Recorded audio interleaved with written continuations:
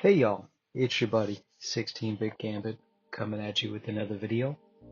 So this video is a follow-up to the local 2-player part 1 vid. So just prior to this one, we went ahead and we created a node template for the character, and we also set up the code inside of that node template for the character so it could receive player 2 or player 1 as a prefix that we could use in if statements for where items are going to be located, and then also as an input for, if I take a look at the right script,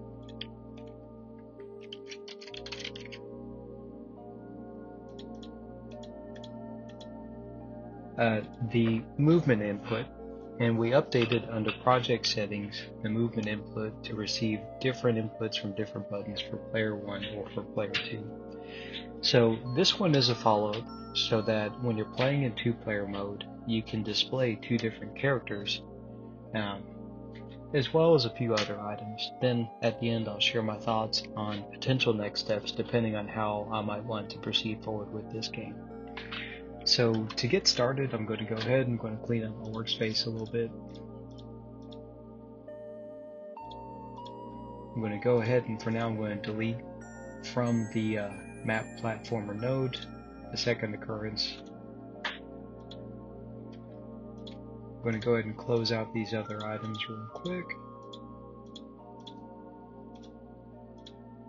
And I'm going to go ahead and I'm going to open up that original character template.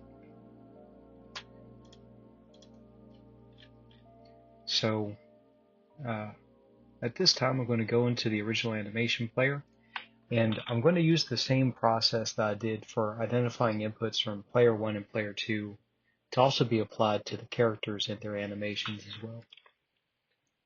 So if I click on the list of animations real quick, I'm going to rename all these to say Tony underscore. And so at this point I'm going to stop talking real quick and I'm going to go ahead and do that, and I'll fast forward.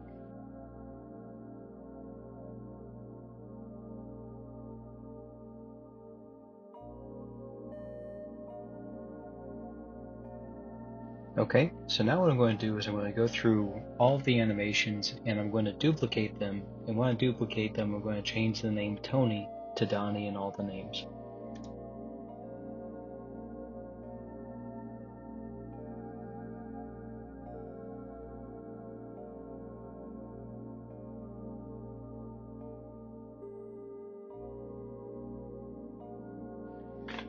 Okay, cool. So at this point I've gone through and I've renamed all the animations that were there originally to have the prefix of Tony underscore. Then I duplicated all of them and I added the prefix Donnie underscore. Now also I'll take this opportunity to mention that when I went to get started today, I noticed that Godot had pushed the 4.4 upgrade, and I don't know what's changed, but when I did my practice run, nothing seemed broken. So as I find new and cool stuff, I'll be sure to share them.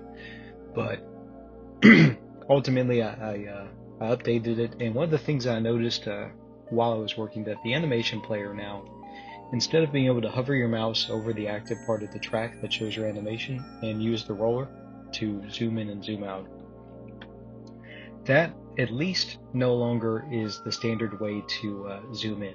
Now, that might be able to be enabled somewhere, but they've got this slider bar here that you can use to zoom in on the time of the animation. So I'm going to go through the Donnie animations real quick, and I'm going to click on each of these individual slides that originally were used for the Tony animation. And then I'm just going to go over here, and since I had all 4 characters on the character sheet, I just need to change the animation up to Donnie.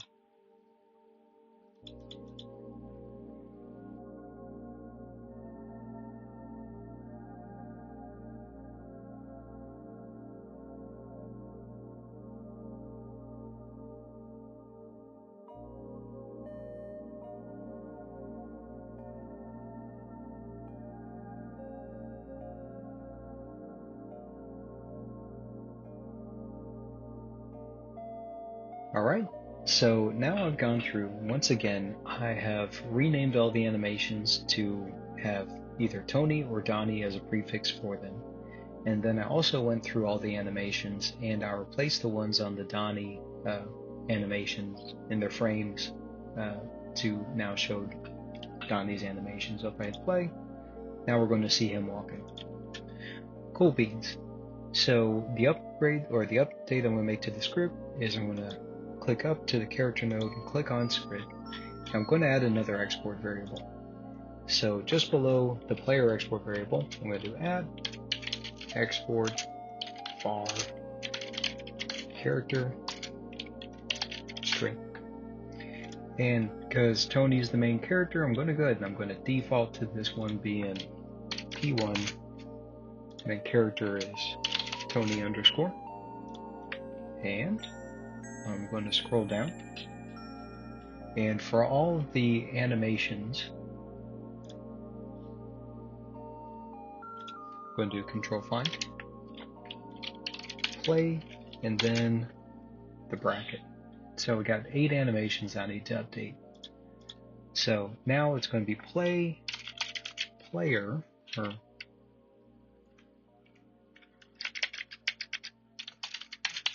character plus, and so that'll update the name of the animation like a string. So now because we've got Tony underscore, it's going to be Tony underscore idle underscore and then the direction from the variable. I'm going to go down to the next occurrence of play and then bracket. So character plus walk left, character plus walk right, character plus run left, character plus run right, character plus jump,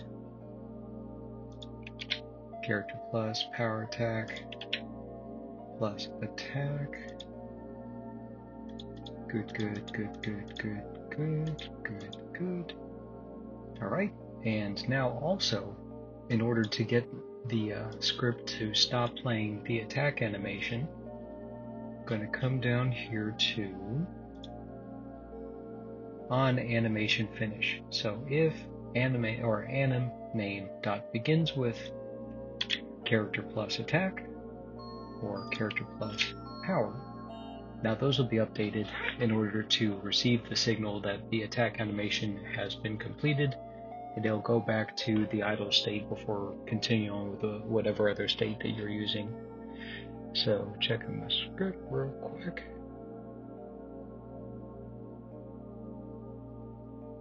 Okay. And one last thing to do real quick is going to hit save. Going to go back to the 2D view. And this guy right here. So I'm going to click over to the map display. I'm going to turn on 2D real quick. I'm going to right click on the map display in the scene tree. I'm going to turn on editable children. I'm going to make sure that I'm working with the right sprite 2D. So in this script, on ready. So once this thing is turned on, I'm going to go ahead, I'm going to define that one as a variable. I haven't already done that, so on ready var character thumbnail. I'm just going to change that one to thumbnail for now. And because I don't think that I'm ever going to not have this as part of a character template, I'm also going to define that one as a variable, and I'm just going to call it character template for now. Cool. So thumbnail is this sprite 2D. So on startup, if character template dot character equals Tony underscore colon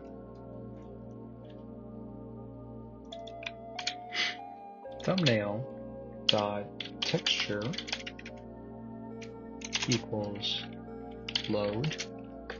And then inside of these brackets right here, I'm going to put the address for the sprite that I've got for the Tony thumbnail. So inside of sprites, I should probably rename that one to be Tony thumbnail. Alright, that's going on the list.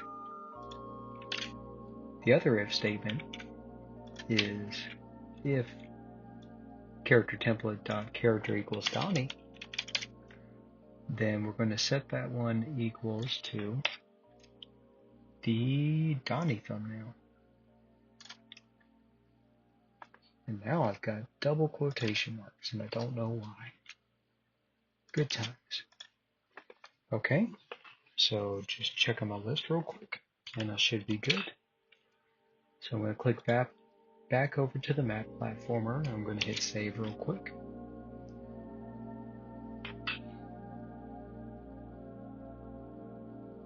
Okay, so we're in debug mode, and right now I'm just going to use the controls for Tony as character 1.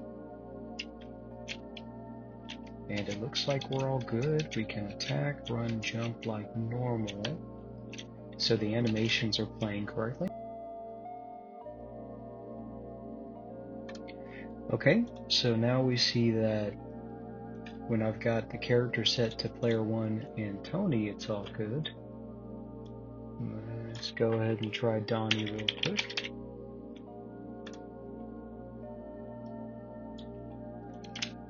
I don't think that's going to break anything. It'll just shift the location of something, so.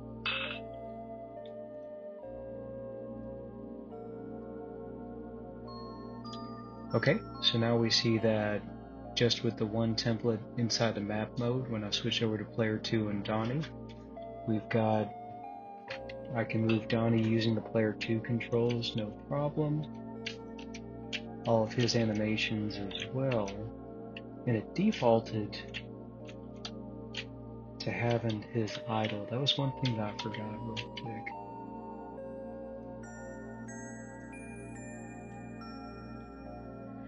So now we're going to try playing with both of them at the same time. I'm just going to throw one more if statement. If character is Donnie, then I'm going to keep that if statement. I'm going to say animation, character animation? What did I call that? Character template data. Oh well, I was trying not to scroll up. Oh, it's because I'm in the wrong script. So I'm going to go ahead and delete that real quick. I'm going to go up to the character template and character animation. So if character equals Donnie underscore, then character animation dot autoplay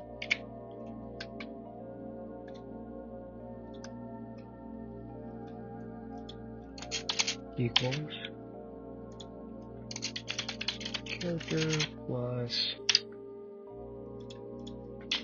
idle right.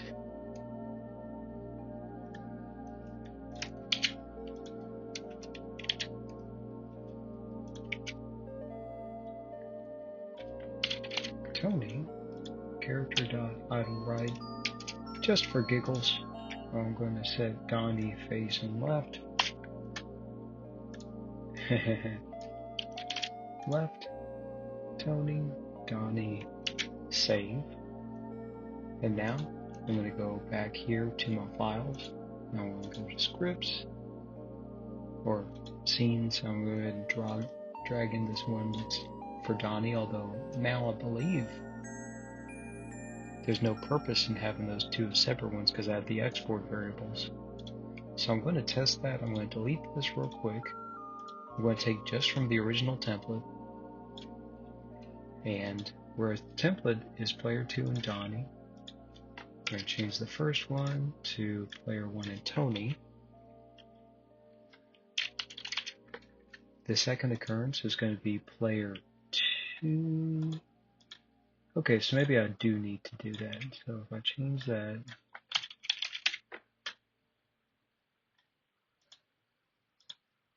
no? Okay. Okay, so here we are. Both characters can be controlled at the same time. Only downside is I don't have enough fingers to do everything. But I mean, this is local 2-player. Granted, you won't be able to share a keyboard like in that episode of NCIS or whatever, but yeah, this is crap. Gotta defend my map. Oh well. So now we're frozen.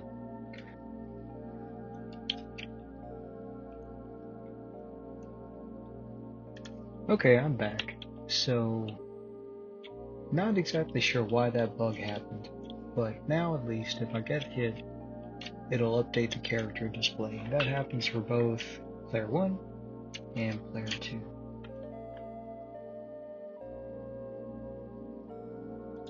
So, not sure exactly why that was happening, or also why whenever I redefine the variable, the address looked different than after running it. Gotta assume it's a user error more than anything else, but so far the biggest pains I've found are if you're getting issues with a variable that should be a node, not remembering what it's supposed to be. If you redefine it, then sometimes that problem goes away, which could be just kicking the can down the road, I don't know. But all in all, this was part 2 of how to set up local 2-player in your game. If there's going to be a part 3, what I'm going to need to make a decision on is how I want to be able to start the 2-player game. Do I want to be able to do it from inside of just any normal game, which would be one method of doing it, or do I want to only have it available when you're first starting off? Because that first one is easy. All I'd have is an if statement attached to one of the buttons, and then when you're loading a map, I'd have a template map for 2-player or a template map for 1-player. Or the other one would involve just having that node dynamically loaded or just there but dormant. So I could end up with a part 3.A, 3.B, 3.C, because there's always a million ways to skin that cat. I think I'll put that one on the back burner for now and do a couple of updates to just like the combat system for the next video, or maybe just do another character sketch video as I'm trying to figure out the next steps. But either way, that's it for this video. If you have any comments, questions, something, go ahead and hit me up down below. Otherwise, thanks for being a good audience, and I'll see you on the next one. Bye.